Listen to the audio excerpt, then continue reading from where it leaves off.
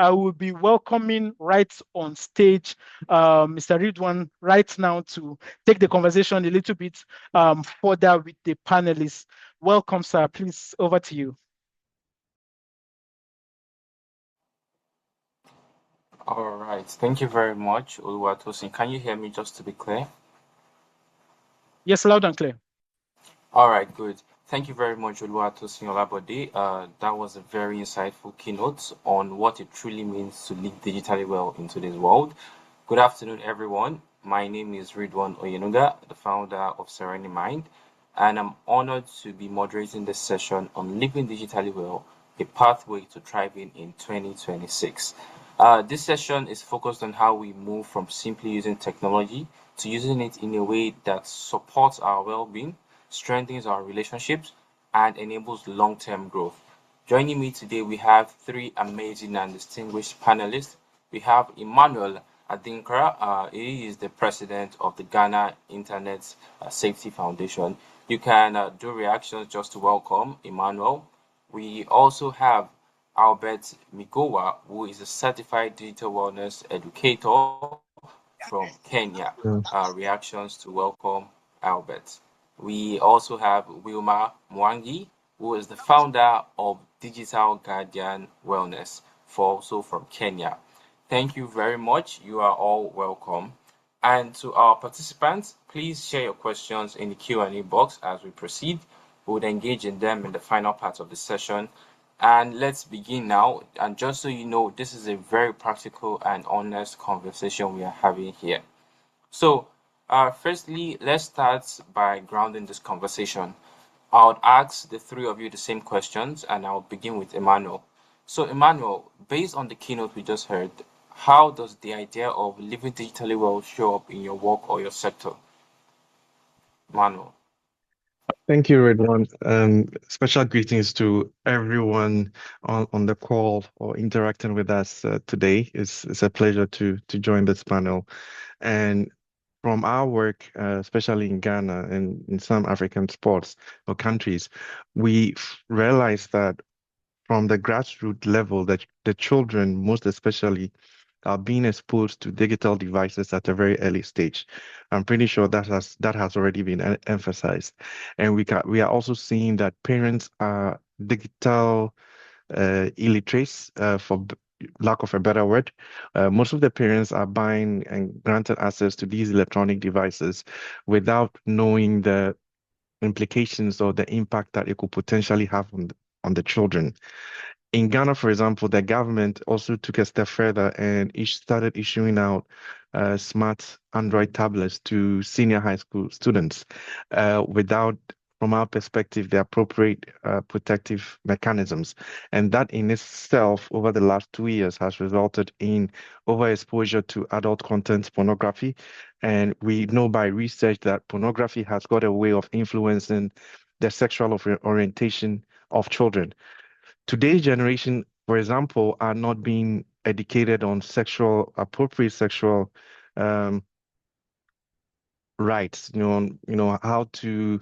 Back in the day, there was a book that we had in Ghana that your teacher or biology teacher would teach you about sexual, activities and sexual orientation.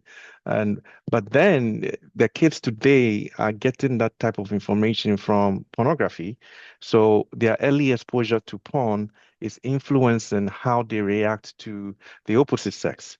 So we hear of rapes, we hear of gang rapes, we hear of CSAM, child sexual abuse material, it being increasing in Ghana. And when we dig into the offender psychology or the offender mindset, we we are always being driven to the point that they had early exposure to pornography. And in the African context in general, we also know that most of the devices or access to online content, the devices are shared amongst multiple people, especially from the family unit. So there's a big brother, there's a sister who has the mobile phone. The mobile phone has got access to the internet, and then the younger brother or younger sister will pick it from time to time to access online resources. So there's a cascading effect, and we are seeing that the best or one of the most appropriate ways to cause disruption to this vicious cycle is to create a lot of awareness. We can't stress enough how awareness is key and vital to the target audiences, especially using the family unit as a starting point. Thank you. Thank you very much, Emmanuel, for that perspective. Like you said, you ended it with creating awareness. We need to create enough awareness as possible. That is very important. Wilma, let me bring you on this. So, how does this show up in your work? And the question is, how does the idea of living digitally well show up in your work or in your sector? Yes, so thank you so much for having me. I hope you can all hear me. So, yeah, the main thing that really struck me is just setting boundaries in a culture where hustle is celebrated. So one thing that Olu said is, just bringing the balance in your work, in your work life. Sometimes it might be hard, but just being able. So I'm in the marketing schedule apart from being in the digital wellness, being a founder in the digital wellness space. So just being able to schedule your posts instead of like just being online. You have to be intentional in your creative process, being able to use automative tools in the right way. So just being able to set visible boundaries, like knowing your hours, your work hours, instead of like being a 24-hour, you can reach me anytime kind of thing. Just having those boundaries is has really struck me as just being part of my well-being journey. Yes. All right, thank you very much. You mentioned balance is very, very important, and you said respecting boundaries, ensuring that you're scheduling things right. You're also making sure you're using tools the right ways. Now, Albert, I would like to hear your perspective as well. How does this topic basically manifest in your workplace or your sector?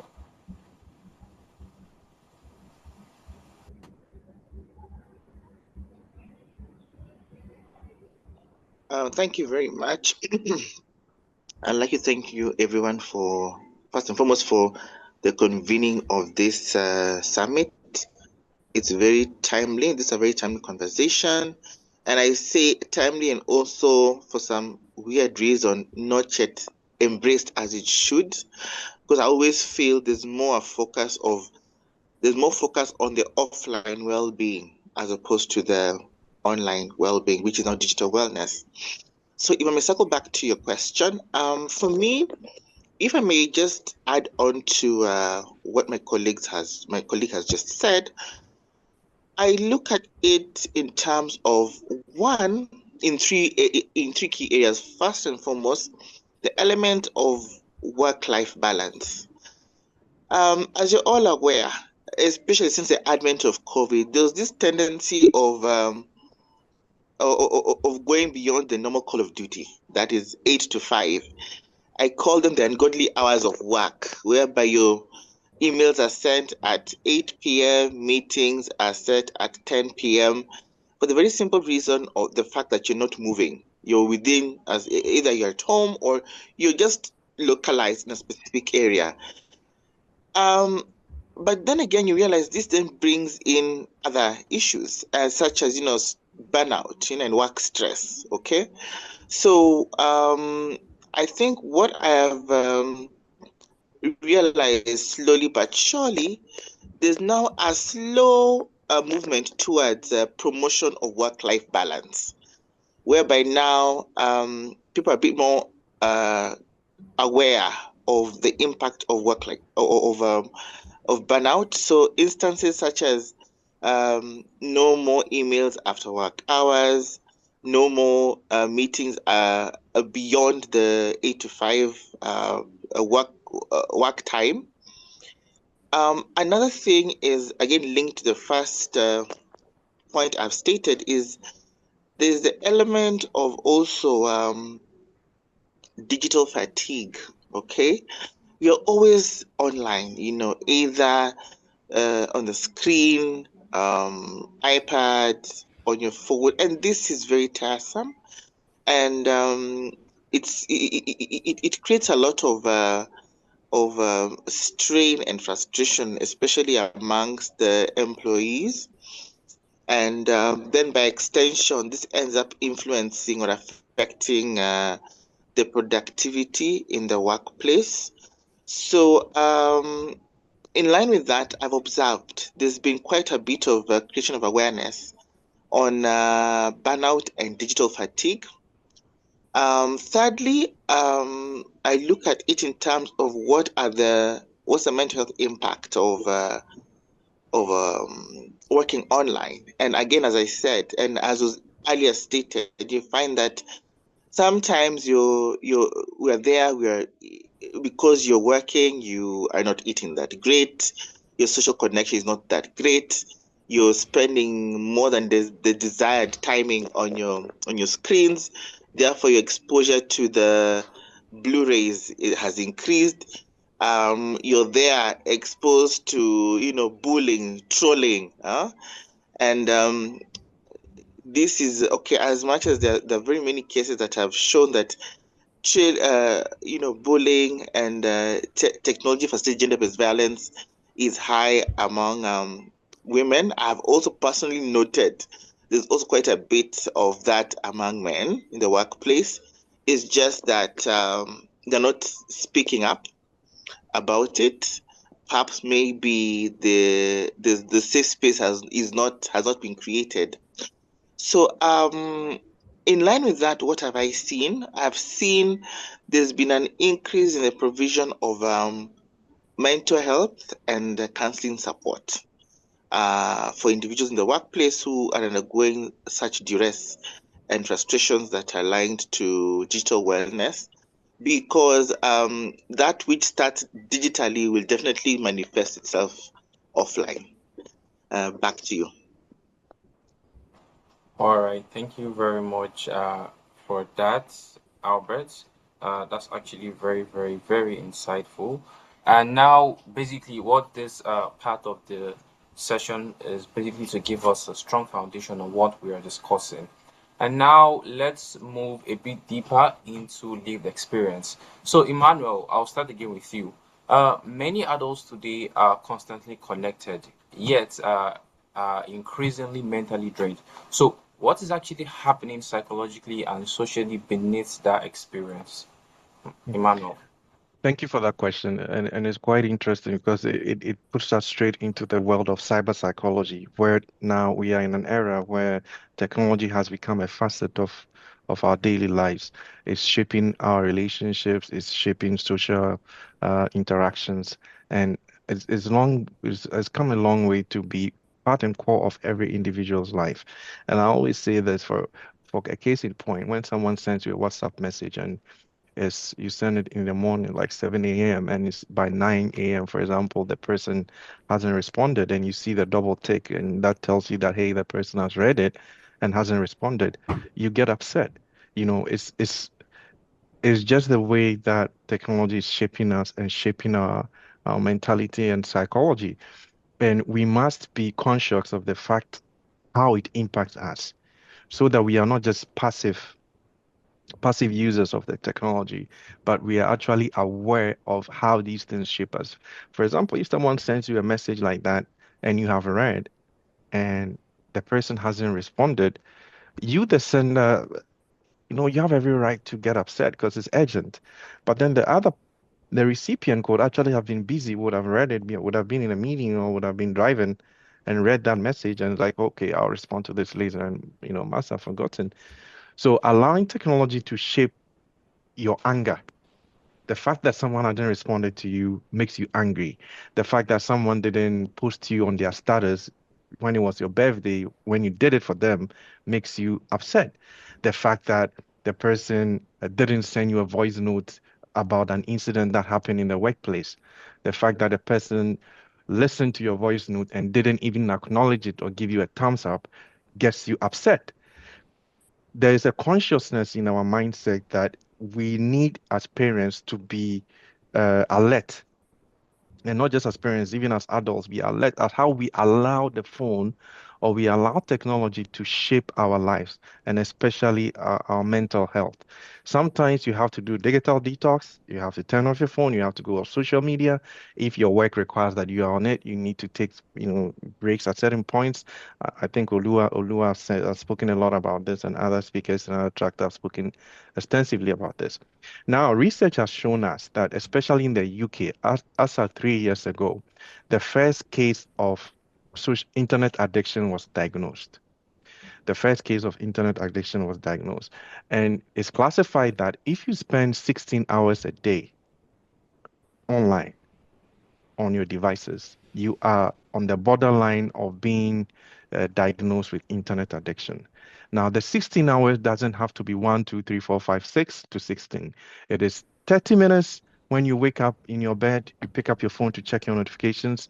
It is 20, 45 minutes in the bathroom, sitting on the toilet seat, going through on your phone when others are waiting to use the bathroom. Now, the bathroom has become your internet cafe.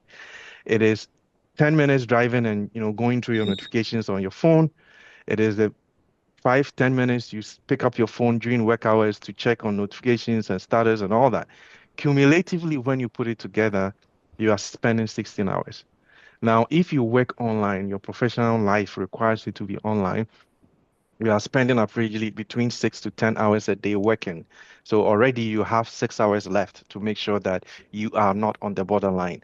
How do you cure that? How do you deal with that? So there's a consciousness in our cyber psychology that teaches us to be mindful of how we interact with these electronic devices. I'll cite another example. Mark Zuckerberg and the TikTok US CEO. At a certain point, when they were questioned about their platforms, they did admit that Mark said that, hey, I don't allow my kids to use the product that I have made for others, right? The founder of these platforms, Snapchat, Facebook, WhatsApp, is saying, I don't allow my children to be, I myself, I take breaks from it. The TikTok CEO for US was asked the same question, and he admitted that I don't allow my kids on that platform. But we are consuming it with ease. We are consuming it and allowing it to shape our lives. And then we also have a situation where the researchers at Meta, Facebook, then were asked what drove the thought on your timeline when you're about to post. They will ask you what is on your mind. That statement, how did you come up with that statement that we see on our Facebook post? What is on your mind? And the researchers, the scientists said that they are psychologists, clinical psychologists. They admitted that Facebook paid them a lot of money to come up with that phrase, what is on your mind? And the goal behind it was not to look at the frontal thoughts of the individual, but to always try to get the subconscious thoughts of the individual, to get the person to open up in what is going on in the subconscious mind. So when you go on for example, your Facebook feed or Twitter feed and you want to post something, they are trying to engineer you emotionally to respond with not what you are thinking actively, but what you are thinking at the back of your mind. Without that knowledge and that awareness of being alert, we always give ourselves away. Thank you. All right, thank you very much for that response, Emmanuel. Basically, just to summarize what you said, I can just say what you said was we as adults and parents, we need to be at alert on how we use technology and how we allow technology to shape our lives. And that is something which is very important and we should all take with us. Now, Wilma, I would like to bring you in here. The question is, are we using technology to strengthen our communities or are we gradually disconnecting from them? Okay, so I believe it's the level of awareness, as Emmanuel said, amongst our communities. So I love that Jennifer brought this up, that 40% of Africa's population actually have internet access. And you can see how minimal that number is. It's quite small. But when you bring about whether technology is drifting us apart or connecting us more, I believe it's for me, I feel like in Africa, it's connecting a lot of us and it's supporting a lot of groups. For example, the WhatsApp group circles that we've had previously in different panelists talking about how, you know, it brings people to support, support and to connect with different groups, whether it's during weddings, if it's burials, and any of those, you know. So we as communities online or using tech are really supportive and connecting with each other. And that's what also families are doing, families and communities. So let's say one of the panelists also mentioned she did give her kids one tablet, which she calls them now and then to just get to hear, to communicate with her kids.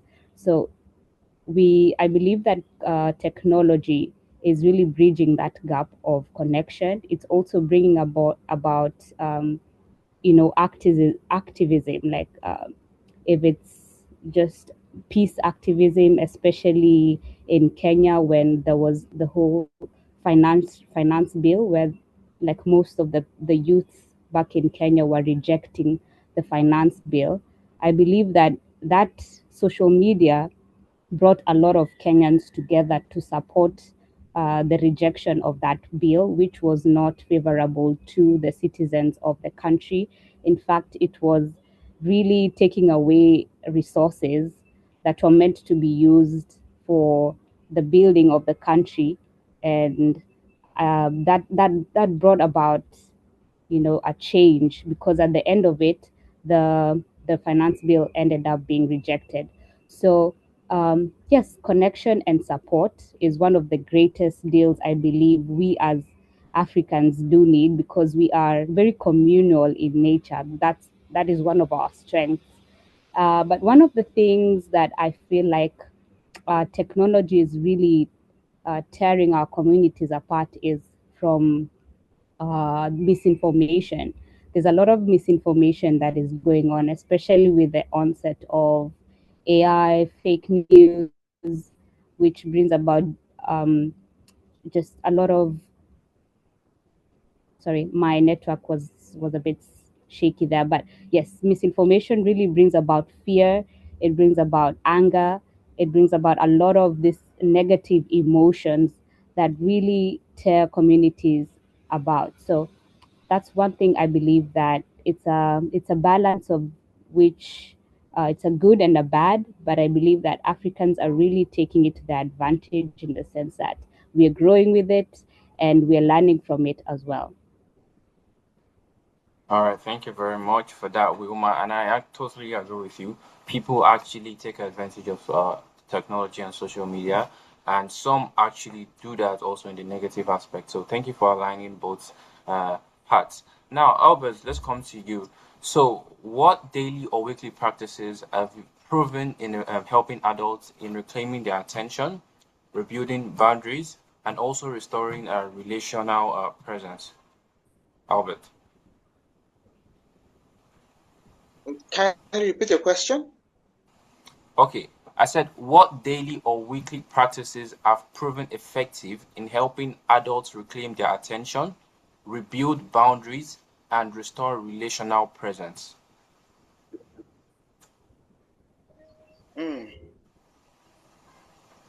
Interesting question. I can't say there's a one size fit for all, because different things work for different people. However, I have noted a couple of key things. One, having a heightened level of self-awareness. And here, being able to really understand what are your digital triggers, and how those triggers affect you. Your triggers and habits. Another thing, again linked to what you just said, is your attention management. How do you protect your focus in a very distracted world? What do? Do you say, as you had mentioned, that for this particular time, I'll be doing this particular task. Okay, how do you protect your focus? Keeping in mind there are a lot of distractions. Something else is something I call emotional regulations. Here I look at it in terms of how do you manage the various comparisons that happen in the digital sphere, validation, and online stress. The other thing I also think is key is the critical thinking. How do you navigate misinformation in and AI driven information or content? Something else I look at is, of course, boundary setting. And here, knowing when to disconnect. And finally, I look at human connection skills. And here, focusing more on strengthening real life relationships and empathy. And I would conclude by saying this. In a world where there's constant connection, the real skill is knowing when to disconnect. Thank you.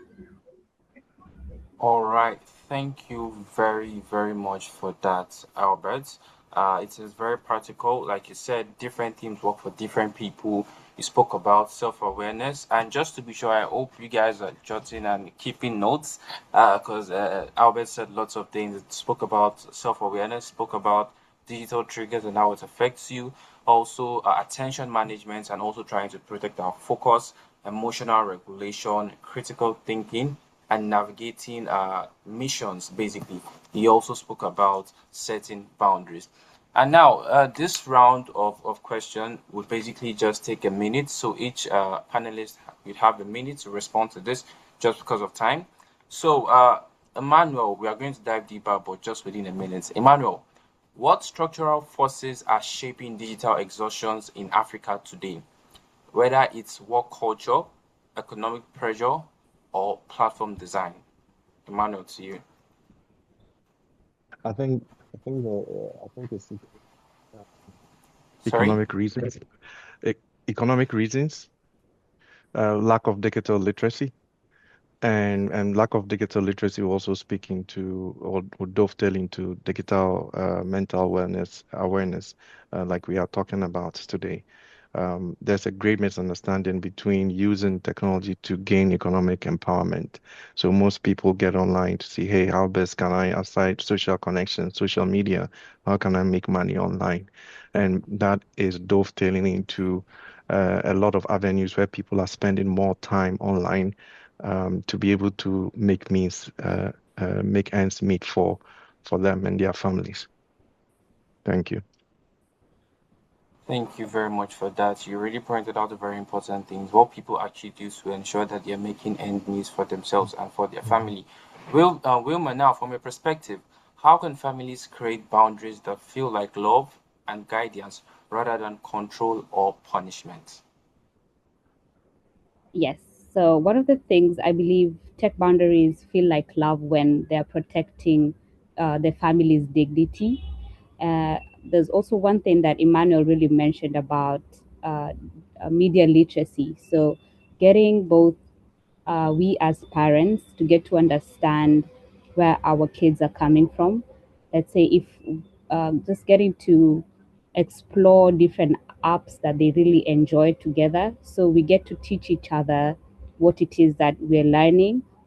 And I believe also creating these boundaries together. It shouldn't feel like the rules, because some families, every family has a different dynamic because families are in the African culture, we have different structural forms. There's the single parents, there's the extended families, there's the nuclear families. So all of this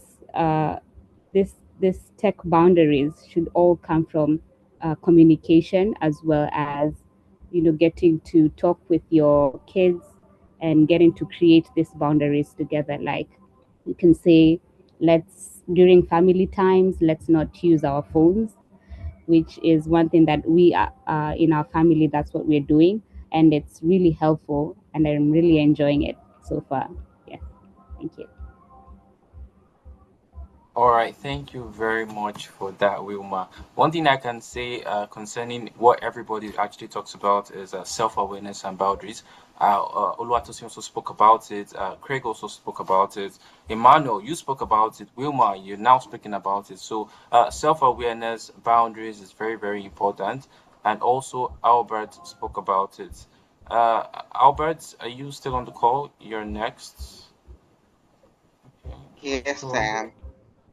Okay. So, Albert, within a minute, like I said, very quick question. What practical strategies can individuals use to maintain a healthy balance between their online and offline lives?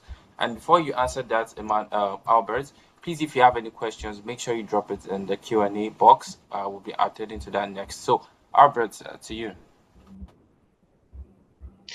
Thank you very much. I'll begin by saying that digital wellness is not about quitting technology. It's about choosing it intentionally.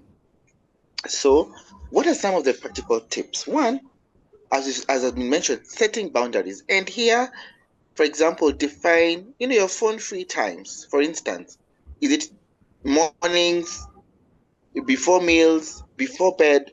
Know when you're going to use your phones at specific times. Two, control your environment. And here, you turning off non-essential notifications. Three, be intentional. Ask yourself, am I using this tool or is it using me? Okay. The other, prioritize offline life. Invest your time in your hobbies, movement, and real conversations with people. The other thing is practice digital detox. Take short breaks, in between the work that you're doing. This helps you in resetting your mind. And finally, very important, protect your sleep. Sleep, sleep, sleep, sleep, sleep.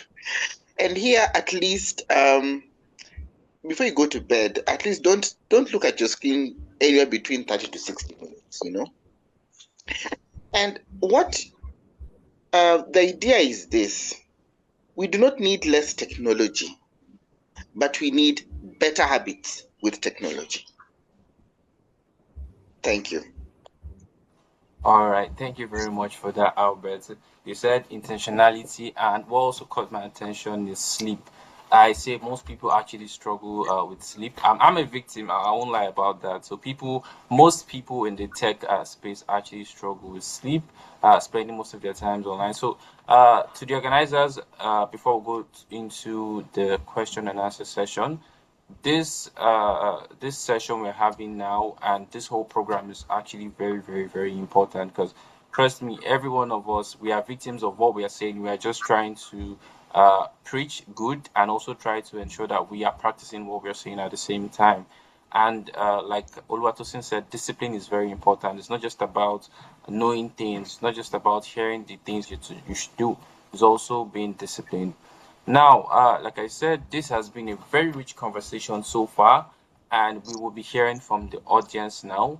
And oh, this is a very interesting question. So, this question will be to you, Emmanuel.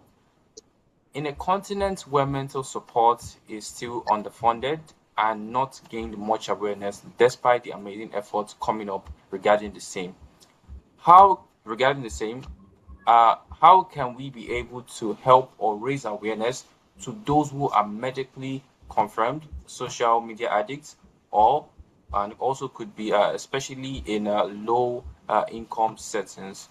Yeah, Emmanuel, did you get the question? If you have a minute, just a minute to answer the question, because we're running out of time. Yeah. Okay, sure. Thank you. I'll just jump into the question.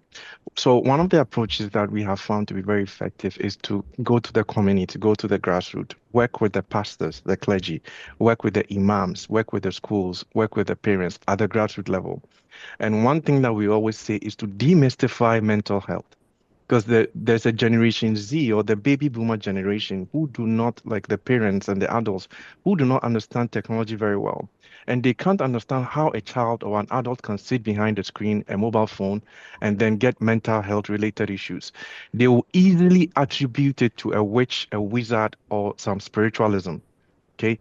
So the fact that, and we deal with content moderators a lot, and content moderators do have issues, mental wellness related issues. But to the general population, the approach is always to go to the grassroots and create awareness there. Let those uh, parties understand that you can actually use a phone, be online, and get into a mental health vicious cycle. And when the person finds himself there, it is not a spirit, it is not a witch or a wizard. It is just a scientific, impact or a scientific, assessment of how the person's behavior or mannerisms have changed. So that would be my general recommendation: is to create awareness at the base, and let them understand that the phones we are using, someone who said they're like weapons, they're like they are guns, and like big guns, and you would have to train someone to use a gun responsibly.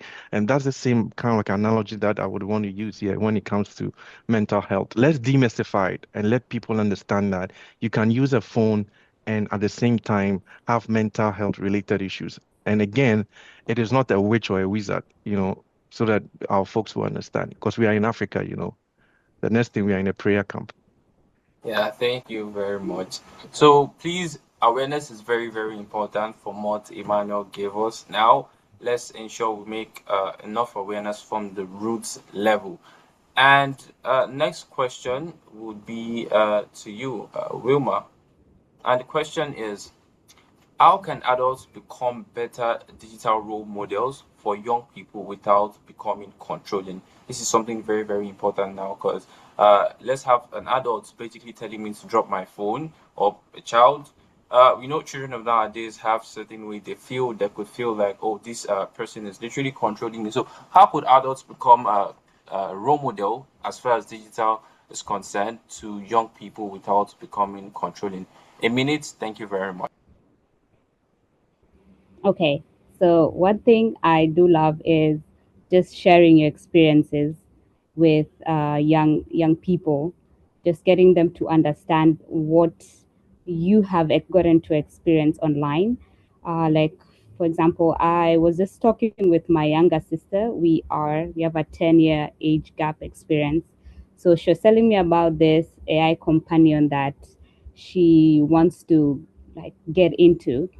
So I just gave her my experience on how I went into this uh, rabbit hole with Grok AI and how it affected me in my personal life, where now I was detaching from the whole face to face, the offline interactions that Albert was talking about. So sharing experiences with the young people, just for them to understand that it's not really like an imposition, but getting them to understand where you're coming from. Yeah, so that's all, just being very conversational with them, as well as you being a role model. It's also knowing the fact that you're being intentional with your phone use or your tech use, knowing that there's a time where Albert mentioned, the times that you prioritize your sleep, you prioritize your families, you prioritize your relationships over the online activities, and just always be truthful to yourself and to the people around you. So sharing what you know about the communities, the online communities, and resources that you have as well. Okay, That's thank it. you very much for that. So basically sharing information. Thank you very much. And now to you, Albert, last but not least, and the question is, if we fail to redesign our digital habits in Africa, what would it cost our relationship, our leadership, and our mental health? And if we get it right, what becomes possible? Albert, a minute. Thank you.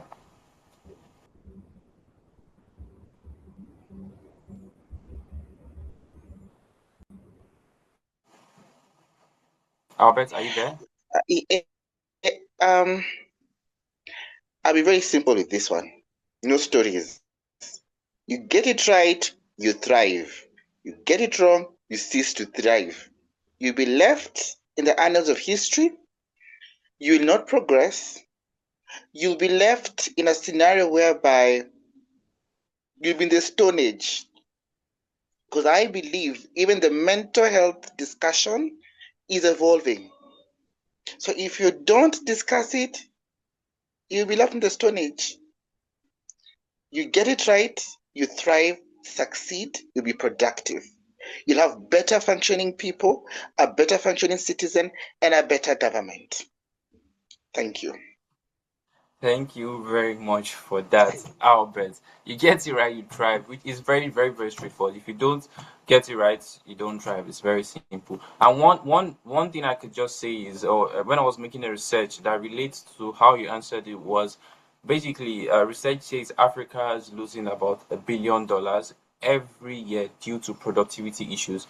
So due to mental health productivity issues, Africa we're losing about $1 billion every single year. Uh, so now, thank you very, very much. We've come to the end of this panel session. Thank you so much to our panelists, Emmanuel Adinkrah. Thank you very much from Ghana. Albert Migowa, thank you so much from Kenya. Wilma Mwangi, I believe I got it right. Thank you very much from Kenya. So thank you very much for sharing your amazing insights. And thank you everyone who participated in this session. The questions and every single thing was amazing. So it's clear that living digitally well is not just about reducing screen time, but it's actually about how we align to use technology with what truly matters, our well-being, our relationships, and our future. Thank you very much.